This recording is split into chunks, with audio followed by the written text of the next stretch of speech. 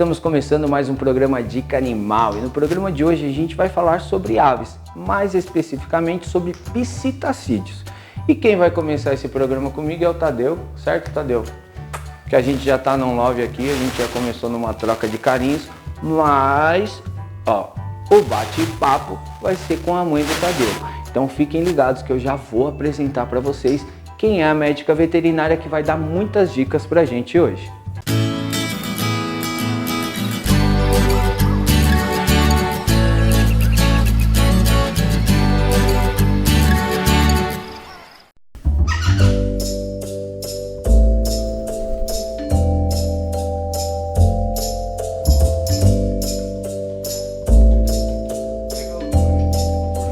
Agora eu vou apresentar para vocês a mãe do Tadeu, que é a médica veterinária especialista em aves, a doutora Natália Filadelfo.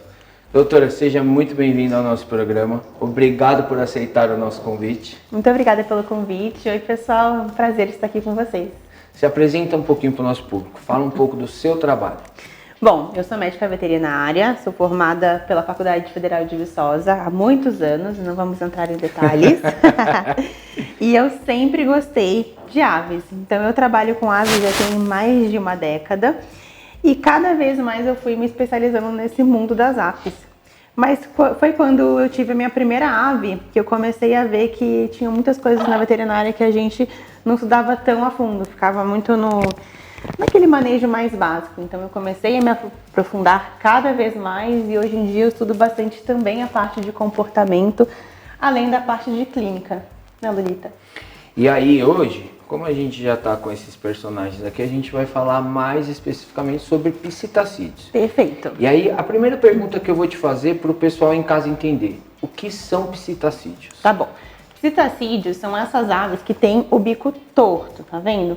Papagaio, calopsita, são aves que são extremamente inteligentes, têm um poder muito forte nesse bico e são dos animais que são mais comuns como pet, exatamente porque eles fazem esse vínculo muito forte com a gente, tem essa coloração super bonita e muitos deles têm capacidade de falar, então o pessoal gosta bastante. As pessoas normalmente quando procuram um pet, elas procuram um cão, um gato por essa troca de carinho.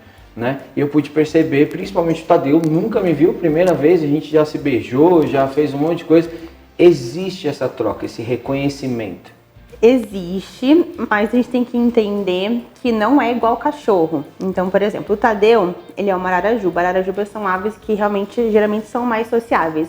Mas você também pode perceber que a Lolita também é uma ararajuba e ela não foi com você não, ainda. Até agora a gente não conseguiu. Ela não vai te atacar, ela não vai te bicar e se você continuar aqui, ela eventualmente vai pra você. Mas ela já é um animal um pouco mais confiado. Então, as pessoas têm que entender que apesar deles serem animais que formam um vínculo muito forte com a gente, eles não aceitam qualquer pessoa tão facilmente como um cachorro e eles não são animais que normalmente gostam muito de carinho, de ser tocado. O Tadeu gosta bastante de brincar, mas ele não vai ficar pedindo carinho que nem um cachorro. Então quando a gente escolhe um animal, a gente também tem que entender as expectativas que a gente vai ter em relação a ele. Quando a gente fala em aves, as pessoas normalmente colocam aves dentro de uma gaiola e aqui a gente não pôde ver nenhuma gaiola ainda, todos com a asa inteira. Então assim, você se adaptou a essa personalidade deles e eles se adaptaram a esse ambiente que você proporcionou. Isso. A gente hoje em dia tem uma grande discussão em relação a gaiola e aves, porque as aves em vida livre voam por muitos quilômetros. E por maior que seja a gaiola, ela não permite voo. E as pessoas muitas vezes colocam as aves em gaiolas que são grandes em relação ao tamanho da casa, são trambolhos, mas não são grandes em relação ao espaço que elas podem ter. Então o ideal mesmo é que você possa ter um cômodo ou um viveiro, que ela possa ficar solto, se não for o caso, uma gaiola bem grande e soltar essa ave uma boa parte do tempo para que ela possa exercitar. E sempre deixar a ave com as asas inteiras, porque a ave voa, se você não quer um animal que voa, existem muitas outras espécies que você pode ter. E todo mundo pergunta, mas Natália, não vai fugir? Bom, primeiro vocês estão vendo que ela pode estar em qualquer lugar da casa e eles estão aqui com a gente, exatamente porque a gente tem um vínculo de confiança. E segundo, toda a casa é telada exatamente para evitar acidentes. Por que evitar acidentes? Às vezes acontece um barulho, alguém buzina lá fora, elas podem se assustar. E o instinto da ave, quando se assusta, é voar. Se tiver uma janela aberta, pode ser que ela voe, não porque ela quer fugir, mas ela está com medo daquele barulho e ela não vai conseguir voltar. Então a tela é super importante também para manter esse animal seguro dentro de casa. Às vezes, a gente tem duas situações que também são as mais comuns, que é exatamente o que você falou. Ou a pessoa poda a asa daquela ave para que ela fique restrita, né? E aí, de certa forma, é um egoísmo, porque a gente vai limitar o animal aonde a gente quer, ou ela coloca numa gaiola minúscula, né? Então, mesmo que seja um periquito e uma calopsita, tem que ter uma proporção bacana para o animal. Sim, na verdade, até uma coisa que é importante você entender em casa, que calopsita é tido como a ave para você iniciar nesse processo, nesse mundo das aves. E é uma ave fácil. E eu não gosto muito desse nome que as pessoas dão, porque a calopsita ela só é um animal menor, né? E um animal mais barato se você pensar com um animal silvestre. Mas ela precisa de espaço, ela precisa também de coisas novas, de interação. Ela vai ter problemas comportamentais, ela não vai ter uma bicada tão forte quanto de um papagaio, mas ela precisa disso tudo também. Então, o corte de asas, ele realmente não é indicado para nenhuma espécie. E aí, com calopsita, às vezes a pessoa pega aquela gaiolinha bem pequenininha, deixa a calopsita lá, ou então corta a asa, a calopsita só pode ficar em cima da gaiola e a qualidade de vida desse animal cai muito. Eu acho que para um bom entendedor, minha palavra basta. É um ambiente em que o animal consiga, pelo menos, voar. Eu sempre respondo assim, o menor tamanho da gaiola, do ambiente, é o maior que você pode prover para sua ave. Então, o que é o melhor que você consegue oferecer hoje? Dentro das suas condições, do tamanho da sua casa, do espaço, do dinheiro. Esse é o melhor que você pode oferecer? Então, tudo bem. O problema é que as pessoas querem o mínimo. Qual que é o tamanho mínimo? Qual é a menor gaiola que eu posso comprar? Eu não penso no mínimo, eu sempre penso no melhor que eu posso oferecer. Eu não ofereço hoje o que eu gostaria. Gostaria de ter uma casa e ter um espaço externo lindo. Não posso, mas eu ofereço o melhor que eu posso hoje. Não é só questão de qualidade de vida. O espaço do animal também pode causar estresse e doenças, ou eu tô falando besteira? Não, com certeza. Estresse, principalmente, as pessoas não entendem o quanto que o animal pode estar estressado só porque ele está comendo e ele está cantando, parece que ele está bem. Isso não é verdade. A gente tem que contar todos os pontos de bem-estar para garantir a qualidade de vida do animal. Então tem muitos pontos que realmente precisam ser considerados. Eu tenho uma gaiola, ou que por mais que seja, né, o melhor que eu posso oferecer, aquilo que você acabou de falar, tem a questão da higiene. Então, assim, eu vou entrar em dois pontos para você que eu acredito que seja o mais comum quando você vai atender uma ave. Puleiro e o forro da gaiola. O que seria o ideal caso eu, nem que seja para que aquela ave fique meio período que eu estiver fora por questão de segurança e tal, mas qual é o ideal? O ideal é que você coloque um papel branco no fundo. Jornal. Vou entrar nessa. A grande polêmica, né? Por que papel branco? Papel branco é uma coisa que você vai conseguir analisar as fezes. E você consegue ver muito da saúde das aves pelas fezes. Então, seria o ideal. Mas, Natália, é mais caro, eu tenho o jornal aqui de graça, posso colocar? Eu não sou contra, mas o animal não pode ter contato com o jornal por causa da tinta. O jornal vai pra rua, vai pro chão, é muito contaminado e a ave pode ali... Você tá cantando aí? E a ave pode ali pegar um pedaço daquele jornal, engolir e ficar doente por causa disso. Além disso, a ave não deve, de forma alguma, ter contato com nenhum desses papéis de fundo de gaiola, porque tem um cocô ali, né? Então, o ideal é que realmente tenha aquela gradezinha no fundo, tá? Em relação aos puleiros, o ideal é que a gente tenha, no mínimo, 3 puleiros numa gaiola, e a quantidade vai variar do tamanho da sua gaiola, obviamente. E esses puleiros, eles precisam ter espessuras, tamanhos e formatos diferentes. Por quê? Porque na vida livre, olha quantas árvores eles têm, olha o tamanho de galhos que eles têm, e eles vão ficar fazendo movimentos com a pata, vai ficar no galinho mais fino, no galinho mais grosso, pendurado. Se você coloca sempre o puleiro do mesmo tamanho, no mesmo formato, eles não fazem exercícios nas patinhas, isso pode causar um problema no futuro, uma dor até no futuro, uma artrose que talvez seja irreversível. Além disso, o tamanho do puleiro, ele também tem a ver com o tamanho da pata do animal. Então, o ideal é que ela fique com a patinha pelo menos nesse formato de C. Se ficar muito aberto ou muito fechado, se só tiver um tipo de puleiro, isso pode causar problema também. A gente pode comprar os puleiros à parte, tem várias lojas que vendem isso e os melhores são os puleiros de madeira natural, que eu posso mostrar depois para vocês. Esses puleiros, eles são feitos de algumas madeiras específicas, de abuticabeira, por exemplo, é um bom puleiro. Se você tem em casa, você pode fazer, não tem problema nenhum, só limpar bem.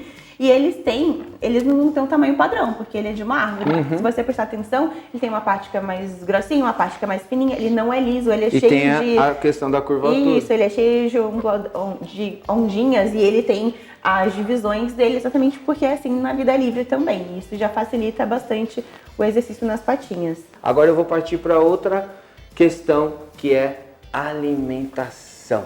Alimentação. E aí, eu vou deixar você falar livremente sobre isso, eu só gostaria que você tocasse num ponto que é o principal. Principalmente hoje, que a gente ainda sabe que tem muitas pessoas que têm papagaio, além das calopsitas, acho que posso estar falando besteira, você me corrige, mas acho que seja dentro dos psitacídeos a segunda mais popular. Girassol. Só base de alimentação, girassol. Tá. O grande problema, a gente tem dois grandes problemas da alimentação dos psitacídeos, né? O primeiro são as sementes. As sementes, tanto o girassol quanto o mix de sementes, são alimentos que são riquíssimos em gordura, pobre em cálcio, pobre em zinco, pobre em um monte de vitaminas. E se você oferecer isso como a única forma de alimento, esse animal vai ficar doente. Ele não vai ficar doente hoje nem amanhã, mas daqui a 10, 15 anos ele vai ficar doente. Para vocês terem uma ideia, hoje em dia a média de vida de um papagaio é de 30 anos, às vezes 25 anos. Enquanto a gente sabe que eles podem viver 80 hoje, 80, 90 anos com uma alimentação adequada, tá? Então a alimentação ela vai tirar anos de vida do seu animal. O girassol, ele até pode ser oferecido como petisco, mas é como se fosse um chocolatinho. Não é um negócio que faz parte da alimentação, é algo que é extra. E o outro grande problema que a gente tem são as pessoas dividindo comida de casa. Macarrão, pizza, acho que pizza é o mais comum. Todo papagaio come pizza. Ele não pode ver uma caixa de pizza que ele já fica desesperado. Então pizza, às vezes até lasanha, queijo, pão com café também é bem comum. Todos esses alimentos, para mim é muito claro que não pode oferecer, até porque a gente não deveria comer esses alimentos, quanto mais eles. Então esses alimentos realmente são proibidos e não podem entrar na alimentação. Mas então, o que deve ser a alimentação adequada desse animal?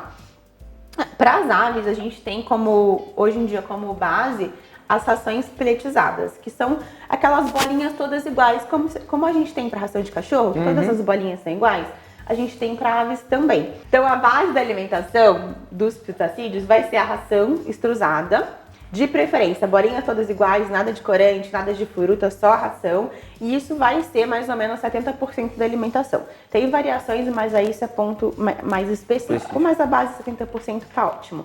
E os outros 30%, o que a gente faz? A gente vai dividir entre alimentação natural. A alimentação natural inclui frutas, legumes e verduras, tá? Que a gente vai oferecer todos os dias, sempre mudando o alimento. O que a gente pode oferecer? A gente pode oferecer goiaba, a gente pode oferecer abobrinha, a gente pode oferecer várias folhas escuras, espinafre. Natália, posso dar espinafre todo dia? Não.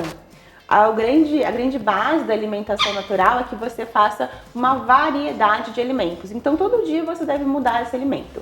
E, principalmente, as frutas devem ser oferecidas só 1 ou 2 vezes por semana. Por que isso? Já que algumas aves comem frutas em vida livre, você vai me perguntar. Porque a fruta na vida livre, se você pegar aqueles coquinhos que caem no chão no meio da rua, cortar no meio, você vai ver que ele é fibroso. Ele não é suculento, ele não é rico em água nem rico em açúcar, que nem a nossa fruta. A nossa fruta foi modificada ao longo de muitos anos para ser mais gostosa. Então não é o que eles encontram em vida livre. Além disso, em vida livre eles vão voar por muitos quilômetros. E por mais que você deixe o ambiente solto para eles, olha a quantidade de energia que eles estão gastando, eles estão parados aqui brincando. Não se compara com uma ave de vida livre, então a gente não pode dar a mesma quantidade de calorias. Então esse alimento precisa ser um pouquinho restrito para eles. Mas a base precisa ser a ração extrusada mesmo. Qual é a proporção que eu posso alimentar por dia? Seja da ração ou da fruta? Para aves, o que a gente faz? Porque para cachorro a gente pesa a ração. No próprio pacote de ração já vem de acordo com o peso. Já tem o cálculo. Para aves a gente não tem o cálculo, porque na verdade a gente tem pouquíssimo conhecimento de nutrição de aves. Então a gente preconiza deixar a ave escolher a quantidade de nutrientes. Inclusive, quando a ave está em muda, ela precisa de mais nutrientes, mais proteína para poder produzir novas penas. E como é que ela vai conseguir essas novas vitaminas, proteínas e minerais? É através de uma suplementação? Não. Ela mesma vai conseguir comer mais, vai entender que ela precisa comer mais para poder produzir novas penas. Então você precisa deixar ali uma ração à vontade para ela. Só que essa ração só pode ficar ali no potinho por 24 horas. Porque ela começa a ser degradada, entra oxigênio, entra água, vitaminas vão morrendo ali. Então você vai, no começo você vai ter um desperdício maior, e aí no final você já vai ter uma noção de uma média. O ideal é que sempre sobe um pouquinho, na minha concepção, Sim. É que sempre sobe um pouquinho para ninguém ficar com fome, principalmente quando você tem mais do que uma ave. Eles precisam ter sempre alguém perto até para interagir, para limpar, porque eles sujam bastante a gaiola, eles sujam bastante a água. Na hora certa. Já viram, né? E sujam bastante a água também. Então tem que trocar água todos os dias. As deles, a gente troca umas 3 ou 4 vezes. Quando vocês forem lá, você vai ver, a gente trocou, não tem meia hora e tá tudo sujo. Porque esse aqui, principalmente, adora jogar a comida dentro da água. E se você viaja, vai ficar sem água para eles, né? Água suja vai fermentar e vai dar bactérias ali. Então o ideal é trocar a comida 24 horas e a água pelo menos de 2 a 3 vezes por dia. Aí depende muito da rotina da pessoa, né? Mas aí, se a gente colocar 2 vezes, por exemplo, eu posso me colocar nessa situação. Eu posso trocar de manhã, vou passar o dia todo na rua trabalhando, e à noite, quando eu voltar, eu troco novamente. Isso. Se você for, por exemplo, almoçar em casa, você troca na hora do almoço. Né? E, por Então, exemplo, a gente consegue trocar na hora do almoço. Alguém sempre está em casa. Então a gente troca 2 ou 3 não é vezes uma coisa por dia. impossível de ser feita. Não é uma coisa impossível, mas também depende. Tudo é dependendo da rotina. Mas o aí, ideal... mas aí agora eu vou ser o chato da situação. Se eu não posso, vou voltar lá no começo da conversa, se eu não posso proporcionar o meu melhor, eu não posso ter um animal desse em casa. E tudo é adaptável. É uma coisa que eu converso muito. Então, lá no Instagram, eu sempre falo bastante de manejo. E aí as pessoas vêm sempre com detalhes. Mas eu não posso, eu não consigo. Então, assim, se você tem uma situação que é muito específica a sua, e eu super entendo, porque eles vivem por décadas. Então, é muito fácil falar, não, você vai ter que trocar 4 vezes por dia. Mas você sabe onde você vai estar amanhã? Daqui a 10 anos, daqui a 20 anos? Eu não sei onde eu vou estar. Então, talvez eu tenha que adaptar. Aí, o que eu preciso fazer? Eu preciso, de repente, sentar com o meu médico veterinário e traçar um novo plano. Como que eu posso fazer para conseguir me adaptar nessa nova situação? Mudar, de repente, de lugar. Mudar de lugar. Deixar mais... Colocar um comedouro diferente, um bebedouro diferente. Para eles, eu já tentei colocar uma fonte diferente que filtra água. Então, eu sei que se eu fico o dia inteiro fora, tem água fresca para eles o dia inteiro. Então, a gente se adapta. E aí, são situações diferentes. Se você não é uma pessoa que está dentro do padrão, marca uma consulta com o veterinário, conta quais são os seus problemas e aí vocês vão juntos achar a melhor solução.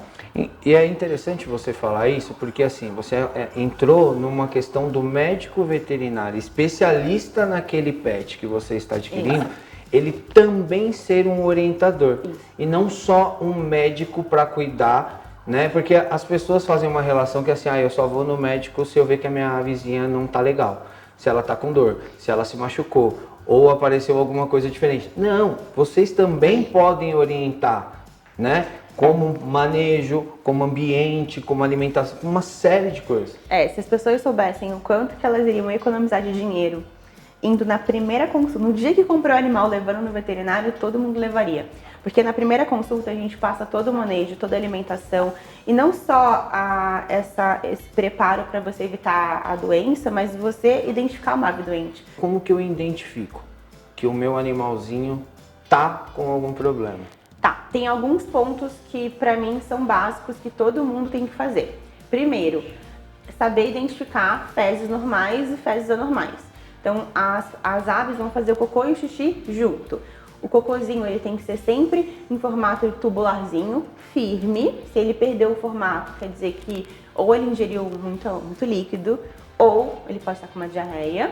E a urina tem que ser sempre transparente, a parte líquidazinha é sempre transparente e tem uma parte branquinha, que é a urina sólida, sempre branquinha. Começou a mudar muito isso, tem alguma coisa errada, pode ir no veterinário, tá? Outra coisa que é super importante é você conseguir pesar a sua ave. Por que pesar a sua ave? Porque as aves têm um metabolismo muito rápido. Então, um dia doente, ela diminui um pouquinho a comida, você pode não perceber, ainda mais se você tem um monte de animal. Só que se você pesa, ela vai perder bastante peso. De 90 gramas, uma calopsita pode ir para 80 gramas, às vezes, em um dia. Então você pesou, poxa, perdeu 10 gramas, não tá normal. Você já vai no veterinário. Você vai bem no comecinho, antes dela demonstrar alguma coisa.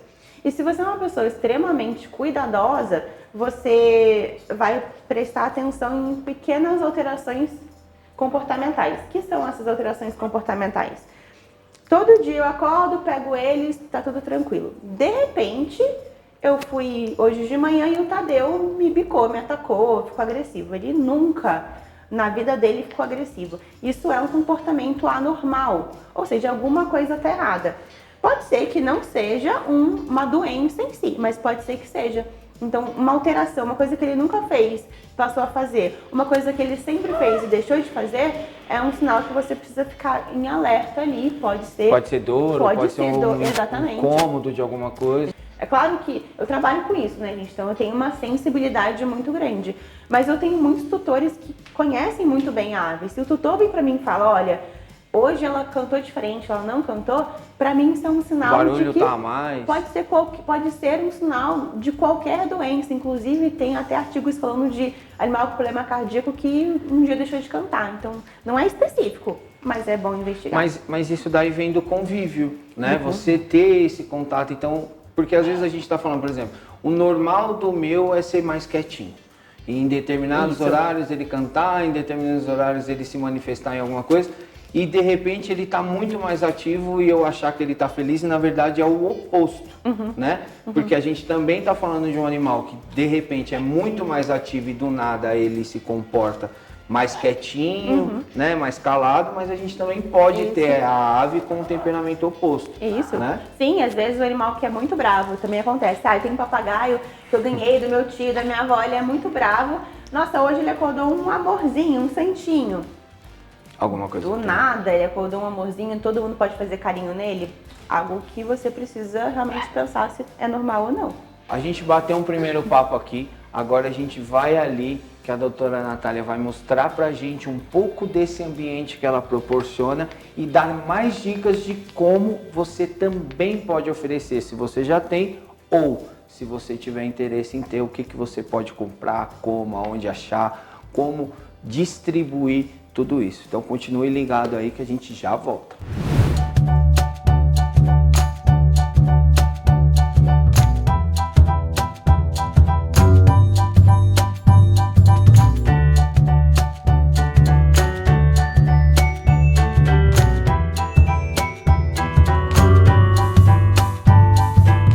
Doutora, então antes da gente ir lá conhecer o ambiente deles, e a gente também vai ver isso lá, eu gostaria que você explicasse pra gente um pouquinho mais sobre cada...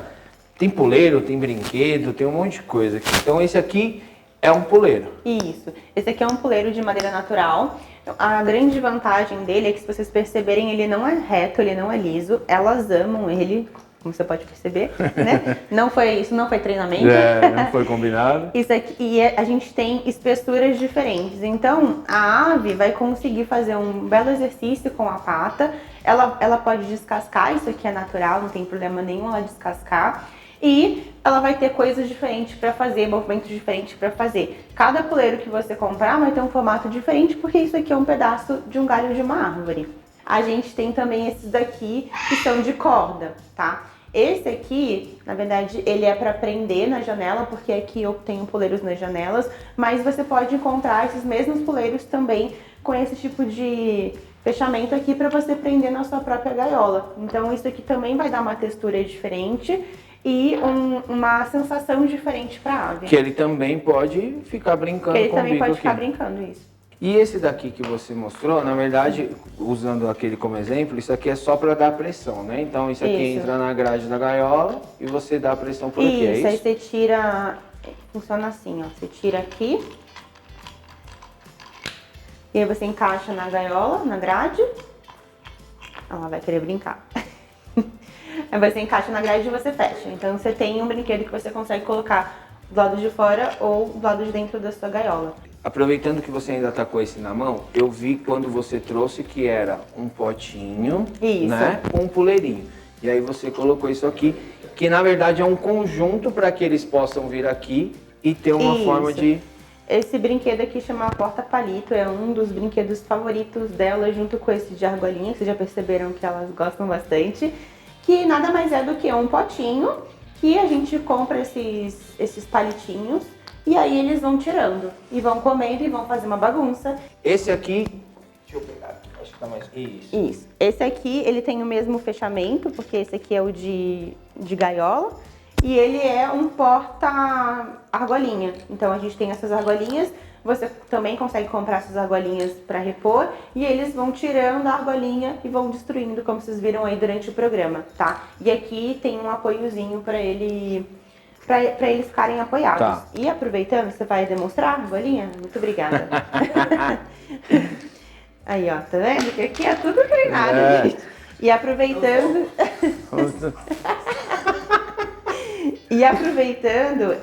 esse aqui, você também pode usar como se fosse uma plataforma.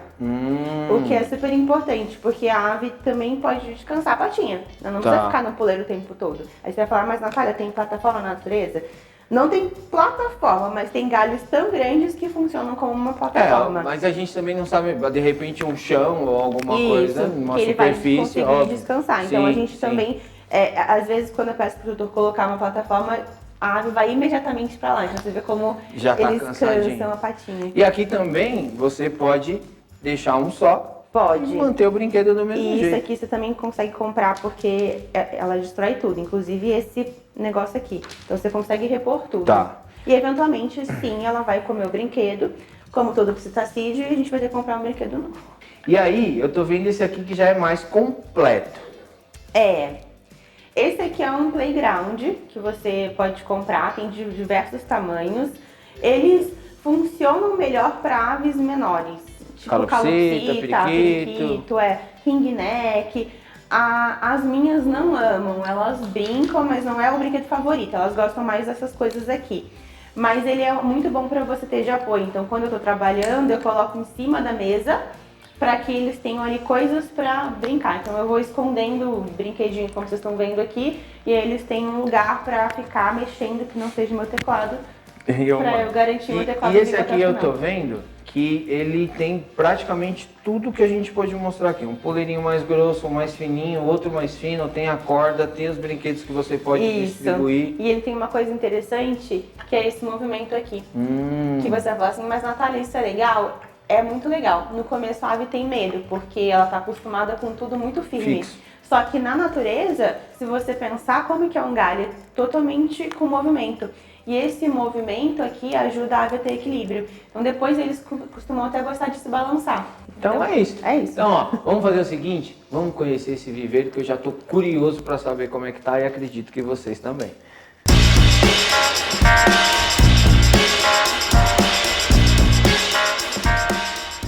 Natália, então chegamos no viveiro. No viveiro. Isso aqui, na verdade, era aquele banheirinho social. Então a gente fez uma pequena obra, que era o espaço que a gente achou que tinha um melhor espaço, tá? E a gente preparou ele para as aves. Então a gente colocou um porcelanatozinho para poder limpar, porque elas sujam bastante. O chão também a gente pode jogar água. A gente coloca esse... Esse é o papel que você havia falado. Isso, esse aqui é o lençol hospitalar que a gente usa, só para facilitar a limpeza, mas dá também só para varrer e jogar água aqui também no fundo, tá? E aí aqui a gente tem tudo aquilo que você falou.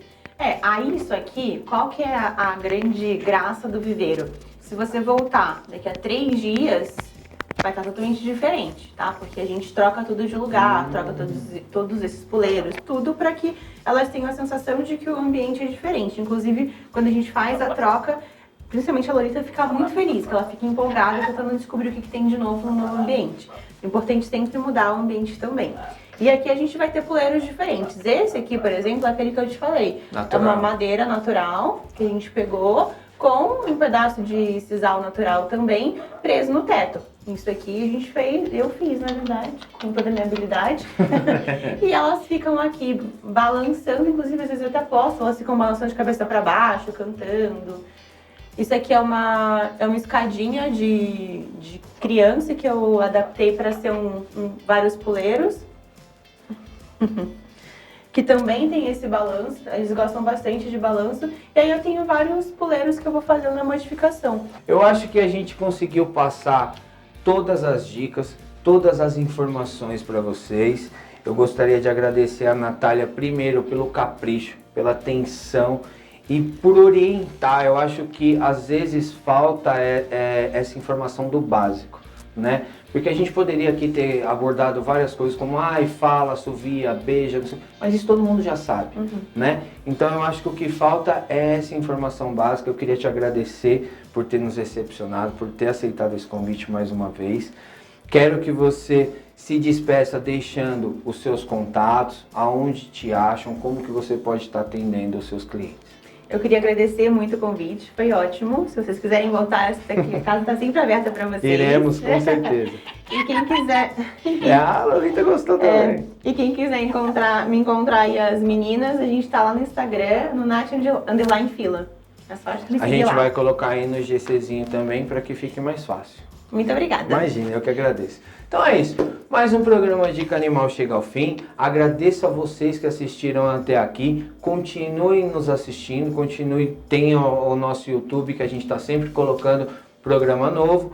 Tem a novidade que agora a gente está na TV Cultura Litoral todo sábado às 9 horas da manhã, então você não perca o programa. Se perder, corre no nosso canal do YouTube, corre no Instagram que vai estar sempre lá as informações de como você assistir esse conteúdo na íntegra. Até o próximo programa e muito obrigado.